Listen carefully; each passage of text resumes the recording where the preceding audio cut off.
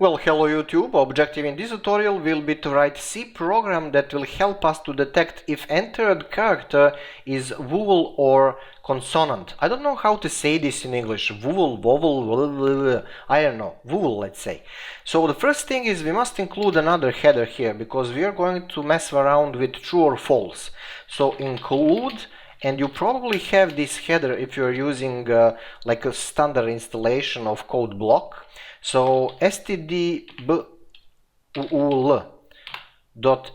okay, stdbool, boolean, we need that because inside we're gonna have corresponding value, variable.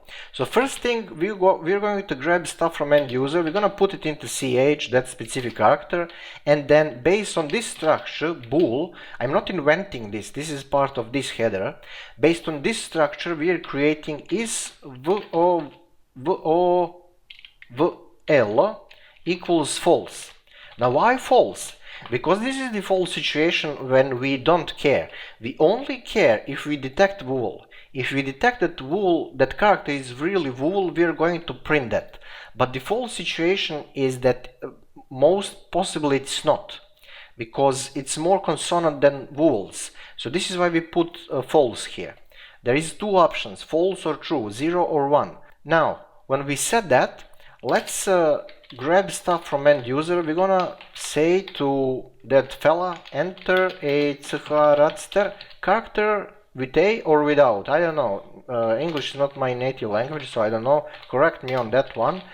Scanf, we're gonna mess around with the %c placeholder. We're gonna put that into ch. Why ch is so short? Just two characters.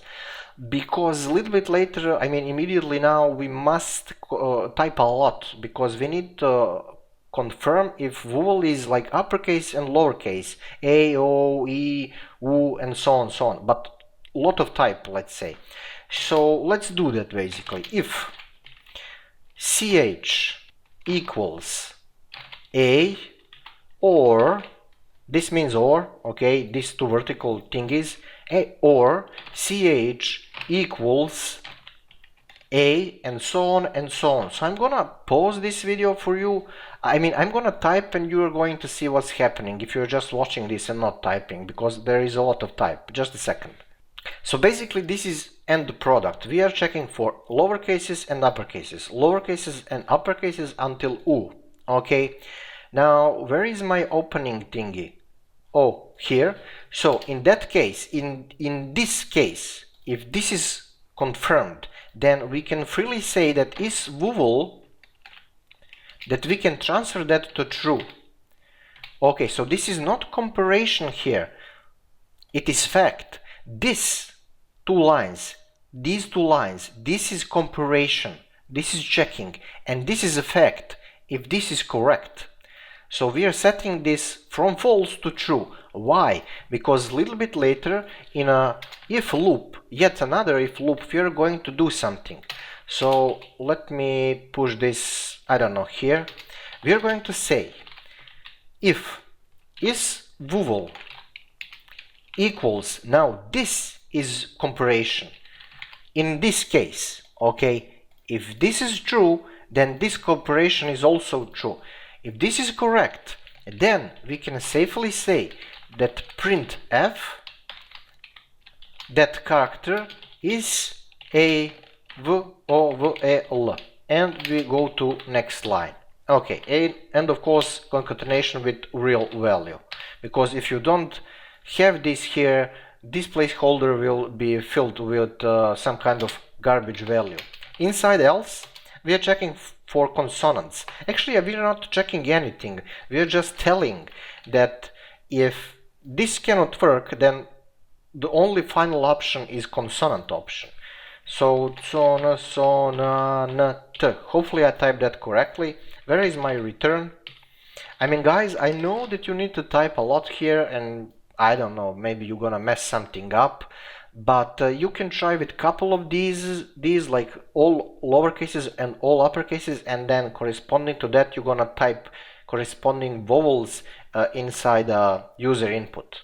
But if you wanna have them all, then just, well, you need to type a little bit more.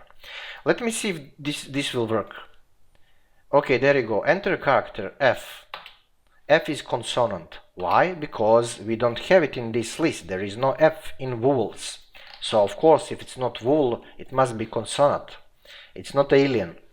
Another thing, A is a vowel. That's cool.